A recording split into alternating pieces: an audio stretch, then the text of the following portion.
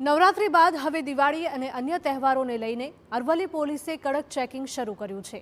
નશીલા પદાર્થોની હેરાફેરી અટકાવવા માટે ગુજરાત રાજસ્થાન સરહદ પર 24 કલાક ચેકિંગ કરવામાં આવી રહ્યું છે। તહેવારો દરમિયાન કાયદો અને વ્યવસ્થા જળવાઈ રહે તે માટે અરવલ્લી જિલ્લા પોલીસે સતર્કતા દાખવી છે।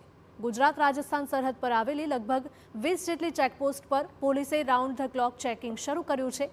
રતનપુર બોર્ડર સહિતની ચેકપોસ્ટ પર શંકાસ્પદ વાહનોને રોકી તપાસ કરવામાં આવી રહી છે।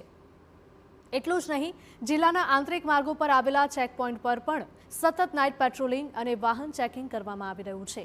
પોલીસે અત્યાર સુધીમાં દારૂ અને નશીલા પદાર્થોનો 9 કરોડ 50 લાખનો જથ્થો અને મુદ્દામાલ જપ્ત કર્યો છે।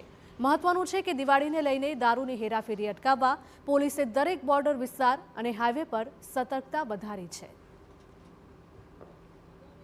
અલગ અલગ પ્રકારની ટીમોથી અને આ 20 ચેકપોસ્ટથી અમે અત્યાર સુધીમાં 9 કરોડથી વધારે રકમનો જે પ્રોહિબિશનનો મુદ્દામાલ છે એ પકડ્યો છે। સાથે સાથે 3 મોટા કેસ અમે જે નશીલા પદાર્થોના છે, એટલે કે હેરોઇન, બ્રાઉન સુગર અને ગાંજો, એના અમે કરેલા છે અને એ પ્રવૃત્તિ અત્યારે ચાલુ છે, એ ચેકિંગની કામગીરી। એ ઉપરાંત દિવાળીના પછીના સમયમાં પણ આ કામગીરી ચાલુ રહેવાની છે।